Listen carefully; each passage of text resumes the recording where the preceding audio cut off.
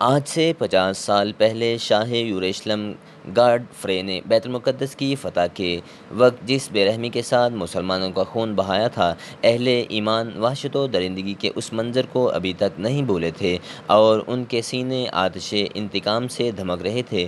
یہی وجہ تھی کہ سلطان عماد الدین زنگی کے سپاہی قلعہ ایڈیسیہ کی اینٹ سے اینٹ بجا دینا چاہتے تھے۔ اسی جذبے کے تحت مسلمانوں کا حملہ اس قدر شدید تھا کہ عیسائی سپاہیوں کی صفیں درہم برہم ہو کر رہ گئیں۔ خود سلطان عماد الدین زنگی کے جوش کا عالم یہ تھا کہ اپنے محافظ سپاہیوں کو پیچھے چھوڑ کر اکیلا دشمن کی صفوں میں گھس جاتا تھا۔ جنگ اڈیسیہ میں ایسا کئی بار ہوا تھا۔ نجم الدین ایوب اور اسد الدین شیر کو سلطان کے دوش بدوش لڑتے تھے۔ دونوں بھائیوں نے کئی مرتبہ سلطان کو سمجھانے کی کوشش کی، آپ خود کو ہلاکت میں نہ ڈالیں، کسی فرما روا کے لیے یہ طریقہ جنگ مناسب نہیں۔ سلطان عماد الدین زنگی اپنے سپہ سالاروں کو سخت لہجے میں جواب دیتا، ہلاکت اور عافیت صرف اللہ کے اختیار میں ہے، قبر کی رات تو قبر ہی میں کٹے گی۔ پھر چند گھنٹوں بعد ہی عیسائی فوجیں پسپائی ہونے لگیں۔ مسلمان سپاہی قلعے کی بلند دیواروں کو انسانی خون میں ڈبو دیا، مگر سلطان عماد الدین زنگی نے ایک سخت فرمان کے ذریعے اپنی فوج کو عیسائیوں کے قتل عام سے روکا۔ عام شہریوں کے ساتھ ہتھیار ڈالنے والے سپاہیوں کو بھی امان بخشی گئی۔ پھر جب یہ طوفان بلاخیز تھما تو سلطان عماد الدین زنگی نے تمام قیدیوں کو رہا کر دیا اور عیسائیوں کے گھروں سے لوٹا ہوا مال بھی واپس لوٹا دیا۔ ایڈیسیا کا حکمران جولیسن ثانی کسی خفیہ راستے سے فرار ہو گیا۔ ایڈیسا کی شکست کی خبر سن کر پوری عیسائی دنیا میں صف ماتم بچھ گیا۔ یروشلم کے ایک پادری شمعون نے اپنا گریبان چاک کر دیا اور سر کے بال نوچ ڈالے۔ بہت دیر تک سینہ کوبی کرتا رہا، پھر گریہ ازاری کرتے ہوئے آسمان کی طرف دیکھ کر بولا، یسوع مسیح، تم اپنے نام لیواؤں کی مدد کو نہیں آئے، یہاں تک کہ عیسائی کیسر اقتدار کا پہلا اہم ستون گر گیا۔ میں نہیں جانتا کہ اب مسلمانوں کے قدم کہاں رکیں گے۔ اے مقدس باپ، تو ہی انہیں روک کہ ہم بہت عاجز و ناتواں ہیں۔ ایک ہی شکست نے صلیبیوں کے ہوش حواس اڑا دیے تھے۔ دوسری طرف مسلمانوں کی مسرت کا عالم یہ تھا کہ عربی کے بڑے بڑے شاعروں نے سلطان عماد الدین زنگی کے شان میں طویل قصیدے لکھے تھے۔ علماء مشائخ نے سلطان کو محافظ اسلام اور مجاہد کبیر کے القابات سے یاد کیا۔ اس کے ساتھ ہی خلیفہ بغداد کا فرمان جاری ہوا کہ عماد الدین زنگی کا نام خطبات میں شامل کیا جائے۔ ایڈیسیہ کی فتح کے بعد سلطان عماد الدین زنگی نصرت و فتح کا پرچم اڑاتا ہوا دریائے فرات کے مشرقی علاقے کی طرف بڑھا اور کئی شہر فتح کر ڈالے۔ ان میں سیروج کا مشہور قلعہ بھی شامل تھا۔ وہ 541 ہجری کی ایک سیاہ رات تھی جب سلطان عماد الدین زنگی نے قلعہ جعبر کا محاصرہ کر لیا تھا اور وہ اپنے خیمے میں گہری نیند سویا ہوا تھا۔ پہرے پر ایک مسلح غلام کھڑا تھا۔ جب رات آدھی سے زیادہ بیت گئی اور ہر طرف سناٹا پھیل گیا تو وہ غلام دبے قدموں اپنے آقا کے خیمے میں داخل ہوا اور سلطان کے سرہانے جا کر کھڑا ہو گیا۔ شمع کی مدھم روشنی میں غلام کی نظریں سلطان کے چہرے پر مرکوز تھیں۔ پھر جب اسے پورا اطمینان ہو گیا کہ سلطان پر گہری نیند کا غلبہ طاری ہے تو اس نے آہستہ سے تلوار نکالی اور پے در پے سلطان پر کئی وار کیے۔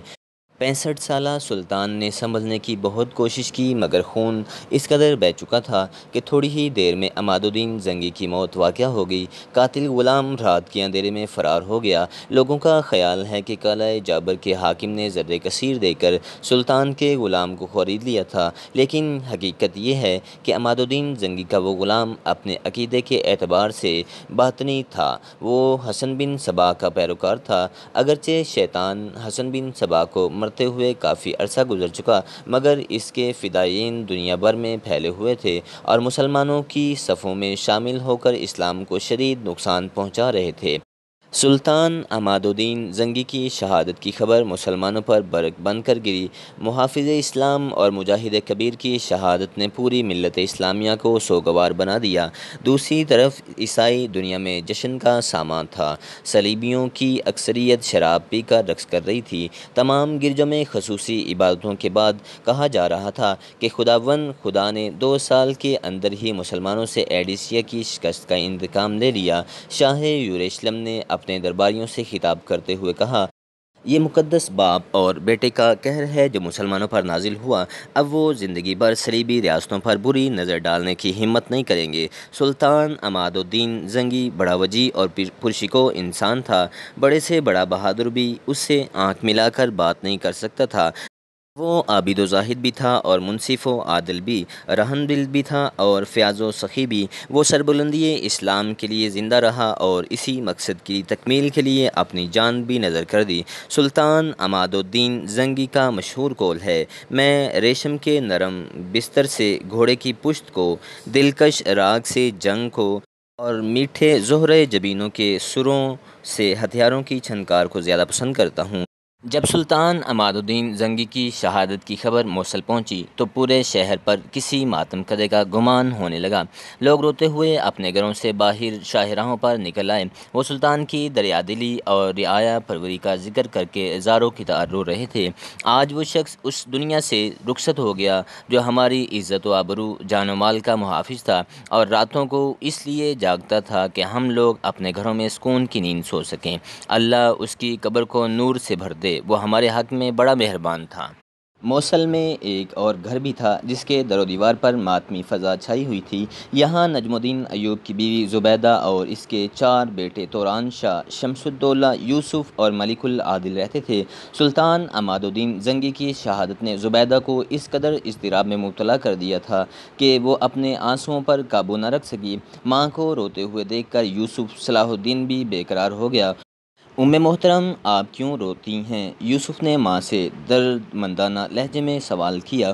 اس وقت اس کی عمر 9 سال تھی۔ ہمارے محسن سلطان عماد الدین زنگی شہید کر دیے گئے ہیں، زبیدہ نے انتہائی رقت امیز لہجے میں کہا۔ یہ المناک خبر سن کر یوسف بھی اداس ہو گیا اور اسے وہ مناظر یاد آ گئے جب سلطان شہید اس کے ساتھ نہایت شفقت اور محبت سے پیش آیا تھا۔ ایک بار عماد الدین زنگی نے موصل میں ایک خصوصی مجلس قرأت آراستہ کی اور اس میں کم سن بچوں کو تلاوت قرآن کی دعوت دی۔ شرکاء میں 7 سالہ یوسف صلاح الدین بھی شامل تھا۔ عام طور پر علماء کے بچوں نے اس مجلس قرأت میں شرکت کی تھی، صرف یوسف ایک سپہ سالار کا بیٹا تھا۔ پھر جب یہ قرأت کا مقابلہ شروع ہوا تو کئی بچوں نے نہایت خوش الحانی کے ساتھ آیات مقدسہ کی تلاوت کی، مگر جب یوسف کی باری آئی تو اس نے سلطان عماد الدین زنگی کے ساتھ تمام شرکاء مجلس کو رلا دیا۔ اس محفل قرأت میں موصل کے بڑے بڑے علماء بھی موجود تھے۔ یوسف کی آواز میں بے پناہ سوز تھا اور اسی وجہ سے وہی پہلے انعام کا مستحق قرار پایا۔ سلطان عماد الدین زنگی نے بڑے والہانہ انداز میں یوسف یعنی صلاح الدین کو مخاطب کرتے ہوئے کہا: لڑکے میرے قریب آؤ۔ یوسف اپنی جگہ سے اٹھا اور سلطان عماد الدین زنگی کی مسند کے قریب پہنچا۔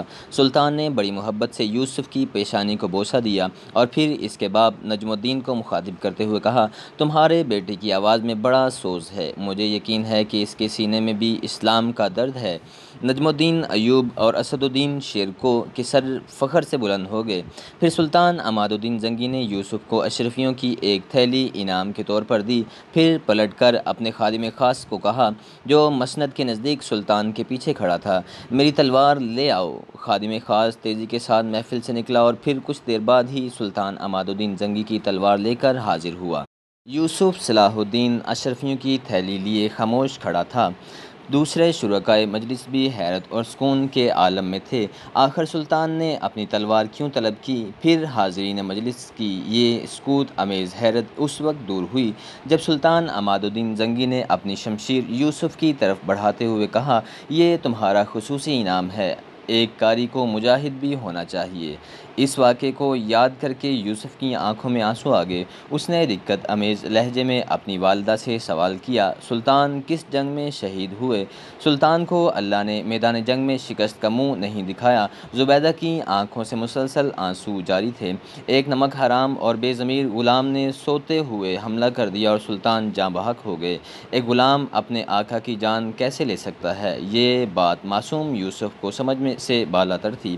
وہ غلام منافق تھا، زبیدہ نے انتہائی نفرت امیز لہجے میں کہا۔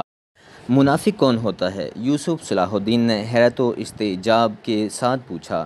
وہ لوگ جو مسلمانوں کے نام رکھ لیتے ہیں مگر اندر سے اللہ کو نہیں مانتے۔ زبیدہ نے معصوم یوسف کو سمجھاتے ہوئے کہا: سلطان کا غلام بھی ایک ایسا ہی غلام تھا، میں بڑا ہو کر سلطان کے قاتل سے بدلہ لوں گا۔ یکایک جوش غضب سے یوسف کا سرخ چہرہ انگارے کی طرح دہکنے لگا۔